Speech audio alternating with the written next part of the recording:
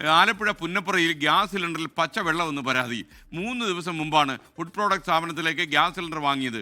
സംഭവവുമായി ബന്ധമൊന്നുമില്ലെന്നാണ് ഗ്യാസ് ഏജൻസിയുടെ വിശദീകരണം. നമുക്ക് ആദ്യം ആ പ്രതികരണം ഒന്ന് നോക്കാം. കഴിഞ്ഞ ദിവസം വന്ന ഗ്യാസായിരുന്നു. അത് ഇന്നലെ നമ്മൾ ഫിറ്റ് ചെയ്ത ഉടനെ തന്നെ പെട്ടെന്ന് ഗ്യാസ് നിന്നുപോയി.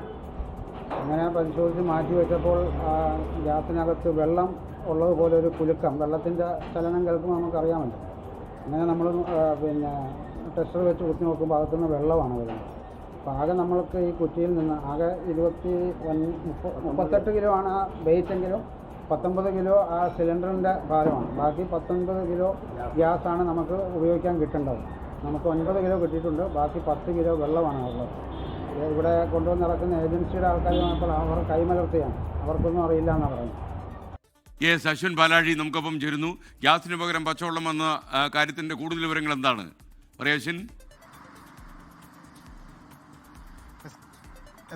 പുന്നപ്രയിൽ ഒരുമ എന്ന ഫുഡ് പ്രൊഡക്റ്റ് സ്ഥാപനം നടത്തുന്ന കബീർ റഹ്മാൻ എന്ന ആളുടെ പ്രതികരണമാണ് നമ്മൾ കേട്ടത്. അദ്ദേഹം 3 ദിവസം മുമ്പാണ് ആലപ്പുഴയിലെ ഇന്ത്യൻ ഓയിൽ കോർപ്പറേഷന്റെ ഏജൻസിയിൽ നിന്ന് ഈ ഗ്യാസ് സിലിണ്ടർ വാങ്ങുന്നത്. അത് 3 ദിവസം പാചകം ചെയ്തു. ഇന്നലെ പാചകം ചെയ്യുന്നതിനിടെ ഗ്യാസ് സിലിണ്ടർ ഓഫായി പോവുകയായിരുന്നു. പിന്നീട് നടത്തിയ പരിശോധനയിൽ ഗ്യാസ് സിലിണ്ടർ ഇളക്കി നോക്കിയപ്പോൾ അതിനുള്ളിൽ വെള്ളമുള്ളതായി സംശയം തോന്നി. പിന്നീട് ഈ സിലിണ്ടറിന്റെ അടപ്പ് തുറന്ന് അത് കമത്തി നോക്കിയപ്പോഴാണ് പച്ചവെള്ളം അതിൽ നിന്ന് പുറത്തേക്ക് വന്നത്. പിന്നീട് ഇത് ഗ്യാസ് സിലിണ്ടർ തുറക്കുന്നതിന് മുമ്പ് തൂക്കി നോക്കിയിരുന്നു. അപ്പോൾ 38.1 കിലോഗ്രാമാണ് അതിന്റെ തൂക്കം. അത് ഒരു ഗ്യാസ് സിലിണ്ടറിന്റെ ആകെ തൂക്കമാണ്. അതിൽ നിന്നും ഏകദേശം 9 കിലോയോളം കുറവുണ്ടായിരുന്നു. 9 കിലോയോളം പാചകവാതകമായിരുന്നു. അത് ഉപയോഗിച്ച ശേഷം ഉണ്ടായിരുന്ന അവശേഷിക്കുന്ന 28 കിലോ അതിൽ പിന്നീട് ഉണ്ടായിരുന്ന പാചകവാതകത്തിന്റെ സ്ഥാനത്ത് ഉണ്ടാവേണ്ട 10 കിലോയോളം ഭാരത്തിൽ വെള്ളമായിരുന്നു എന്നുള്ളതാണ് പരാതി.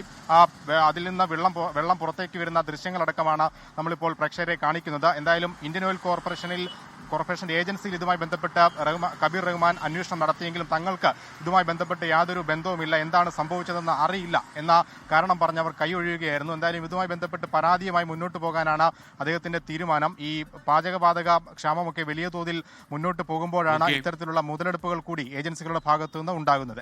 താങ്ക് യു അശ്വിൻ പാലാഴി, ആലപ്പുഴയിൽ നിന്നാണ് വിവരം. ലോകത്തെവിടെയായാലും ഏത് സമയത്തും 24 വാർത്തകളും ഓഗ്മെന്റഡ് റിയാലിറ്റി പാക്കേജുകളും എക്സ്പ്ലെയിനറുകളും വിശദമായി കാണാൻ ഞങ്ങളുടെ യൂട്യൂബ് ചാനൽ നിങ്ങൾക്ക് സബ്സ്ക്രൈബ് ചെയ്യാം.